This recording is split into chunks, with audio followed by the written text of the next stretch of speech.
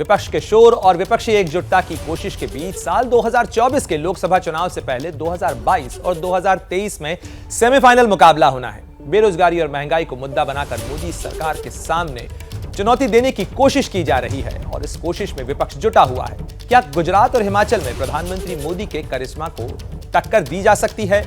Public का mood क्या है? ये आवाज क्या है?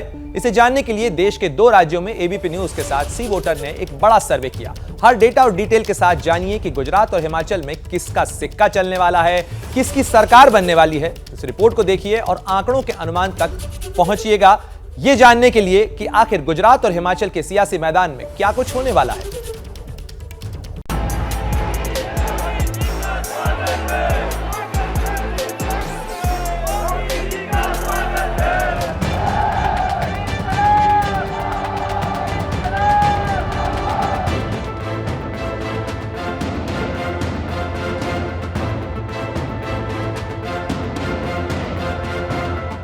गुजरात और हिमाचल प्रदेश के चुनाव में 2 महीने से भी कम का वक्त बचा है, मगर सटीक रुझान पहले ही आने लगे हैं। आंकड़े कहते हैं कि पहाड़ को मोदी पर पूरा यकीन है।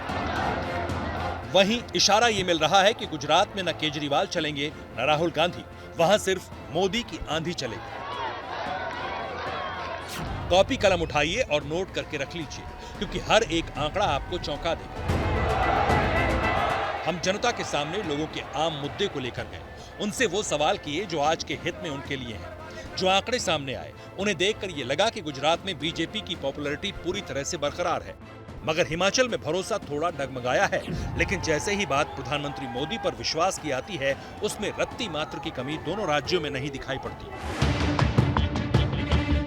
बीते कुछ दिनों में देखें तो प्रधानमंत्री के राजनीतिक विरोधी एकता का मंच बनाने में लगे हैं, ताकि 2024 में चुनौती दे पाए। दिल्ली, बंगाल, बिहार, गुजरात, राजस्थान, हिमाचल, उत्तराखंड समेत उत्तर दक्षिण, पूरब पश्चिम हर तरफ से मोदी के खिलाफ गोलबंदी करने में जुटे हैं।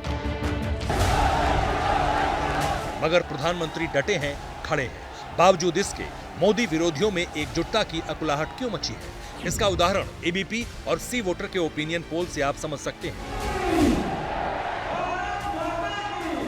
शुरुआत गुजरात से करते हैं, जहां इस बार सियासी ताल बीजेपी और कांग्रेस के अलावा आम आदमी पार्टी भी ठोक रही है। लड़ाई त्रिकोणीय जरूर होगी, मगर नतीजा क्या होगा, नजर इस पर होगी। हमारे ओपिनियन पोल से आपके दिमाग में घूम रहे हर राजनीतिक सवाल का जवाब मिलेगा। जिसके अंदर कोई कंफ्यूजन होगा, उन्हें सॉल्यूशन मिल जाएगा।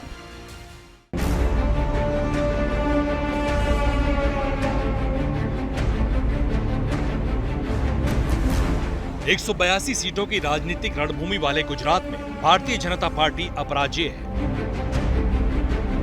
बीते 27 सालों से आज तक इस विजय रथ पर कोई ब्रेक नहीं लगा पाया। एक बार फिर इसी साल गुजरात में विधानसभा चुनाव होने हैं। साल 2017 को छोड़ दें तो 1995 से लेकर 2012 तक गुजरात में बीजेपी हमेशा 3 अंकों में ही सीटें जीतकर केसरिया लहराती रही है।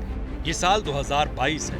लड़ाई त्रिकोणीय है, क्योंकि एंट्री आम आदमी पार्टी भी कर चुकी है, जीत की हुंकार भी कर रही है, कहकर बीजेपी के कुशासन पर झाड़ू लगने वाली है। लेकिन जैसे ही मोदी का चेहरा सामने आता है, उनके विनिंग फैक्टर के आगे मानो सब फेल हो जाता है। कम से कम सी वोटर और एबीपी न्यूज के ओपिनियन पोल के आंकड़े यही दर्शाते हैं। मगर कुछ मुद्दे और सवाल ऐसे भी हैं जो देश के साथ साथ गुजरात में भी बीजेपी की चिंता जरूर बढ़ाते हैं। हमने लोगों से पूछा कि गुजरात का सबसे बड़ा मुद्दा क्या है, राज्य सरकार का कामकाज कैसा है, मुख्यमंत्री का कामकाज कैसा है, प्रधानमंत्री मोदी का कामकाज कैसा है, क्या सरकार बदलना चाहते हैं, गुजरात में जीत किसकी होगी। यकीन मानिए, हर एक सवाल का जवाब ऐसा था जिसे देखकर आपको यकीन हो जाएगा कि गुजरातियों के दिल में नरेंद्र मोदी आज भी वैसे ही बसते हैं जैसे मुख्यमंत्री के दौरान हुआ करते थे। वो लोगों से उतना ही इंटैक्ट हैं जैसा 2012 में थे।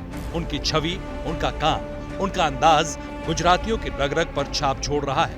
आज भी हर एक गुजराती सभी मंच से ये कह देता है, आपको अगर कोई गाली देता है तो मुझे बहुत खराब लगता है। ગુજરાત નંબર 1 છે, પણ સર ખરાબ ત્યારે લાગે છે જ્યારે તમને કોઈ ગાળો આપે છે, કારણ કે અમે તમને સંઘર્ષ કરતા જોયા છે। ત્યારે તો બોલવાવાળા બોલ્યા કે આપણે કામ કરવાનું, કારણ કે અમે તમને સંઘર્ષ કરતા જોયા છે। ભૂકંપથી બરબાદ થયેલા ગુજરાતને શણગારતા જોયેલા છે। વાયબ્રન્ટ ગુજરાતથી લાખો યુવાનોને નોકરીએ જતા જોયા છે, પણ પણ સર અમને ખરાબ ત્યારે લાગે છે કે જ્યારે તમે ભૂકંપથી બરબાદ થયેલા ગુજરાતે શણગારતા હતા ત્યારે તમને મોતના સોદાગર, ચાવાડા આવા શબ્દો બોલવામાં આવતા હતા. તેમ છતાં તમે હૃદય પર પથ્થર રાખીને લાખો યુવાનોને 6 કરોડ जनताની સેવા કરી છે.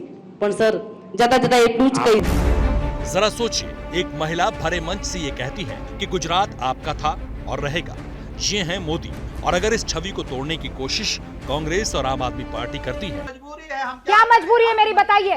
मैं अभी आपको बताती हूँ कि मैंने ओए होए होए होए होए, नमकीन के चटकारे लेते हुए टकटकी मार के डिबेट शो को पॉज रिपीट कर कर के देख रहे हैं जोगिंदर जी. इनकी तरह आप भी देखें अपनी फेवरेट डिबेट्स को रिपीट कर और डाउनलोड कीजिए एबीपी लाइव ऐप अपने स्मार्ट टीवी पर.